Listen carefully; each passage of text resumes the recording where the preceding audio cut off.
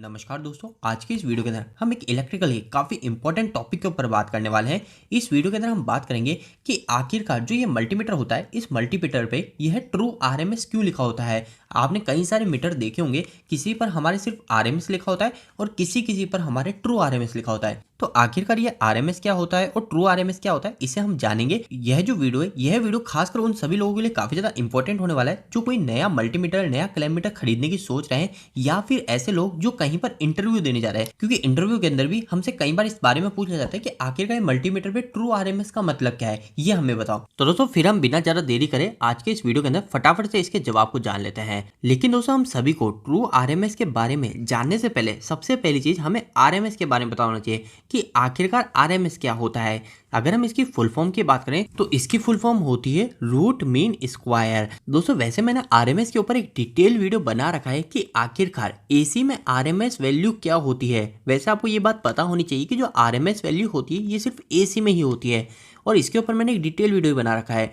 अगर आप वो देखना चाहते हो तो आपको वह वीडियो इसी वीडियो के एंड स्क्रीन में मिल जाएगा। लेकिन इस वीडियो के अंदर अगर हम सिंपल सी भाषा में देखें तो दोस्तों देखो क्या होता है, आप सभी को एक चीज पता होनी चाहिए कि हमारे पास में जो करंट है वो करंट दो टाइप के हैं। एक है हमारे पास में डीसी करंट और दूसरा है हमारे पास में एसी करंट। अब दोस्तों जब भी हम हमारे डीसी करंट पे लोड को चलाते हैं और दूसरे केस में हम हमारे एसी करंट पे लोड को चलाते हैं तो इन दोनों में हमारा कुछ डिफरेंस हो जाता है। क्या अंतर हो जाता है? तो दोस्तों देखिए, आप सभी ने एक चीज तो हमेशा से सुनते आ ही रहे हो कि हमारा जो एसी होता है, एसी के अंदर हमारी फ्रीक्वेंसी होती है जो इंडिया में हमारी 50 हर्ट्ज होती है, जबकि डीसी के अंदर कोई भी फ्रीक्वेंसी नहीं होती, डीसी में 0 हर्ट्ज फ्रीक्वेंसी होती है। तो यह जो 0 हर्ट्ज 50 हर्ट्ज होता है यही हमारे एसी और डीसी में अंतर को बनाता है। लेकिन ये 0 और 50 हर्ट्ज है क्या?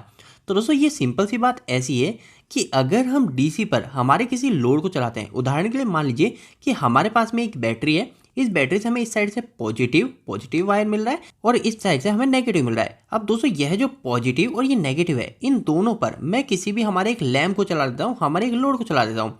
अब उदाहरण के लिए मान लेता हूँ कि मेरी जो बैटरी थी, यह जो बैटरी मेरी 12 वोल्ट की है और हमारा जो ये लैंप है इस बैटरी से कनेक्ट करने पर 2 एम्पियर करंट ले रहा है। तो दोस्तों डीसी के केस में क्या होता है, डीसी के केस में हमारे 0 हर्ट्ज फ्रीक्वेंसी होने के कारण क्या होता है, हमारा जो वोल्टेज होता है और जो हमारा करंट होता है, जो हमारा जो वोल्टेज 12 वोल्ट है वो हमेशा 12 वोल्ट ही रहेगा, वो समय के साथ में चेंज नहीं हो रहा होता। अगर 12 वोल्ट है तो वो 12 वोल्ट ही रहता है कंटिन्यूसली। अगर एम्पियर की बात करें तो वो हमारा 2 एम्पियर ही रहेगा कंटिन्यूसली। लेकिन एसी के केस में कुछ अलग हो जाता है। क्या अलग हो जाता है? यहाँ पर आ जाती है हमारी फ्रीक्वेंसी।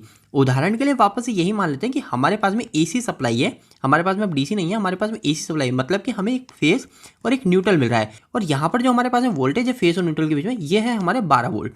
अब दोस्तों ये एसी के केस में जब हमने 12 वोल्ट पर वापस से एक लैंप को चलाया, वापस से आपने एक लैंप को चलाया, तो उस केस में हम ये मान लेते हैं कि वापस से हमारा जो लैंप है वो लैंप हमारा 2 एम्पियर के आसपास का करंट ले रहा है। लेकिन दोस्तों अब एसी और डीसी में फर्क क्या होगा? तो एसी और डीसी में दोस्तों फर्क तब आ जाता है जब हम हमारे इस लैंप का, जो हमने लैंप जो बल्ब हमने चला रखा है एसी और डीसी पे, जब हम इसके वॉट पता करना चाहेंगे, मतलब कि हमारे ये कितनी पावर खर्च कर रहा है वो हम पता करना चाहेंगे, तो आपको एक बड़ा डिफरेंस पता चल जाता है। कैसे डिफरेंस पता चल जाता है? तो दोस्तों देखिए, पावर अगर मैं निकालना चाहता हूँ, मेरा लैंप जो है वो लैंप कितने वॉट का है वो मैं निकालना चाहता हूँ, तो कैसे निकालूंगा? पावर निकालने का फॉर्मूला सिंपल सा होता है, V इंटू आई हम कर सकते हैं। यानी वोल्टेज और करंट को मैं मल्टीप्लाई कर दूंगा तो मेरे को पावर पता चल जाएगी। तो सबसे पहले अगर मैं डीसी में पावर पता करूं तो डीसी में पावर करने के लिए मुझे क्या करना है, वोल्टेज के अंदर करंट मल्टीप्लाई करना है। तो 12 वोल्ट की मेरे पास बैटरी थी, बल्ब मेरा करंट ले रहा है 2 एम्पियर, तो 12 इंटू 2 कर दूंगा, तो इससे मुझे पता चल जाएगा यह जो मेरा लैंप है, यह लैंप मेरा अभी 24 वोल्ट का है, 24 वोल्ट की बिजली खपत कर रहा है। लेकिन अगर मैं यहीं पर ही आकर एसी में करंट को मेजर करूंगा तो यहां पर मेरे पास में कंफ्यूजन होगा। क्यों कंफ्यूजन होगा?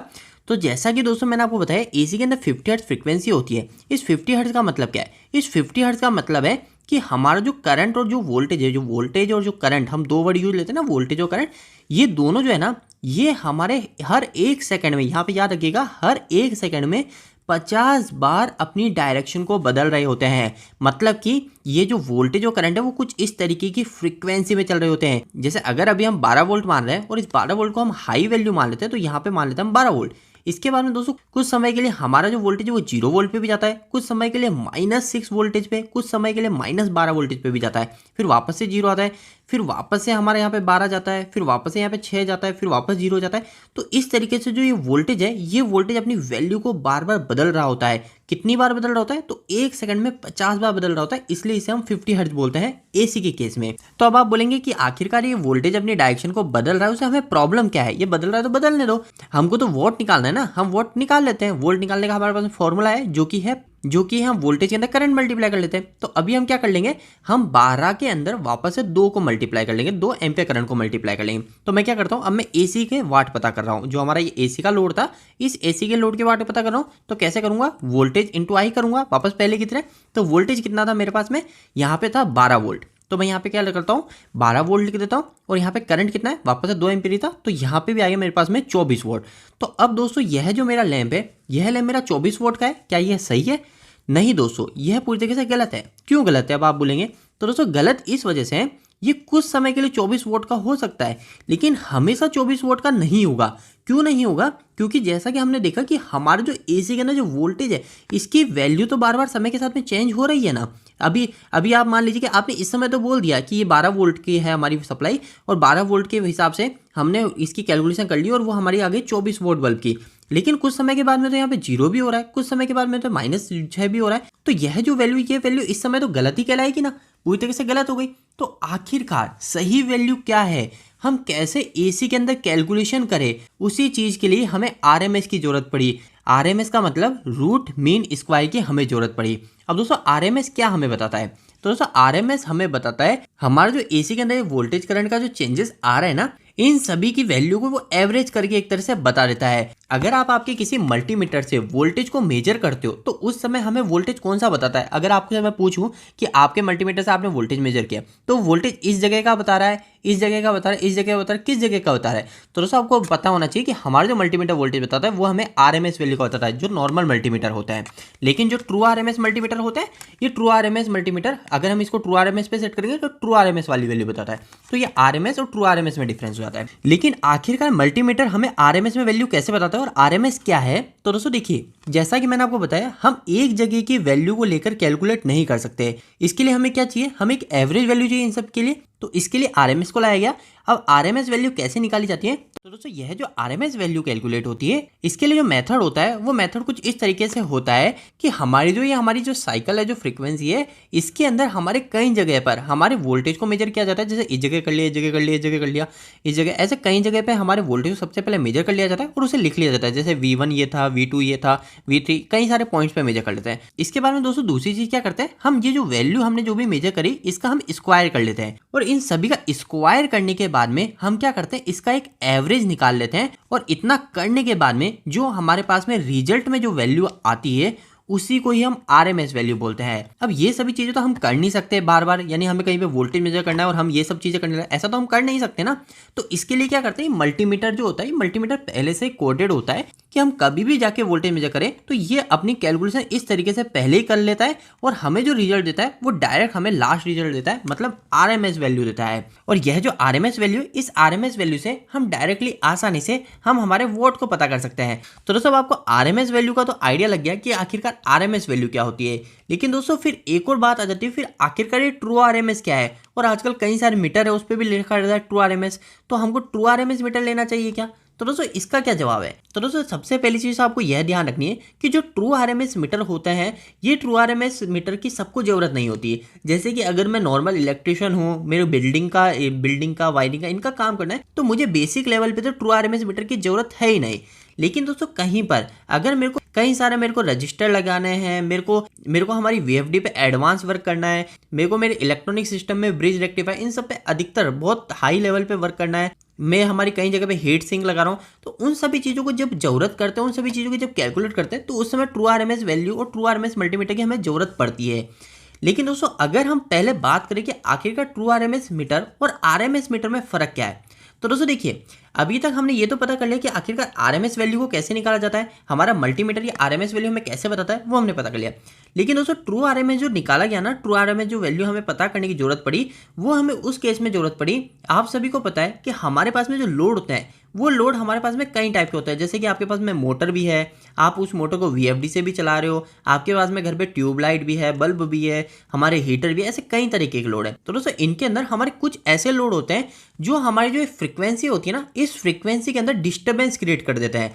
और यह जो डिस्टर्बेंस क्रिएट होता है इसे हम हार्मोनिक बोलते हैं। वैसे हार्मोनिक क्या होता है इसके ऊपर मैंने एक डिटेल सेपरेट वीडियो बना रखा है, काफी अच्छा वीडियो है, आप उसको एक बार जरूर देखिएगा। वो वीडियो इसी वीडियो के एंड स्क्रीन में डाल दूंगा। वैसे अभी के लिए बताऊं तो हार्मोनिक इस तरह से आप ये समझ लीजिए कि हमारी जो ये वेव फॉर्म है ना, जो हमारी जो नॉर्मल वेव फॉर्म है, इस वेव फॉर्म में हमारी एक तरह से डिस्टर्बेंस आ जाती है। अब डिस्टर्बेंस आने के कारण क्या होता है, डिस्टर्बेंस आने के कारण ये वेव फॉर्म जो हमारी ऐसे नॉर्मल बन रही थी वो ऐसे ना बनकर हमारी कुछ इस तरीके की बन सकती है। तो दोस्तों अब हमने हमारे लोड को चेंज किया, लोड को अलग किया, तो उसकी वजह से हमारी जो ये वेव फॉर्म थी, इस वेव फॉर्म में जो बदलाव आ गया, इस बदलाव वाली वेव फॉर्म जिसको हम हमारी डिस्टर्ब वेव फॉर्म भी बोल सकते हैं, जो हमारी वेव फॉर्म बिगड़ चुकी है, इस वेव फॉर्म के आरएमएस वैल्यू को पता करने के लिए ही हम ट्रू आरएमएस मल्टीमीटर को लाते हैं। मतलब कि अगर किसी सिस्टम में हार्मोनिक है तो इसका मतलब हमें पता है कि हार्मोनिक होने की वजह से क्या होगा, हमारी जो वेव फॉर्म है इसमें डिस्टर्बेंस आ जाएगी। और अगर हमारी वेव फॉर्म में डिस्टर्बेंस आ गई और उस केस में हम ऐसे नॉर्मल मीटर से अगर वोल्टेज को मेजर करेंगे तो वो वोल्टेज कम बताएगा।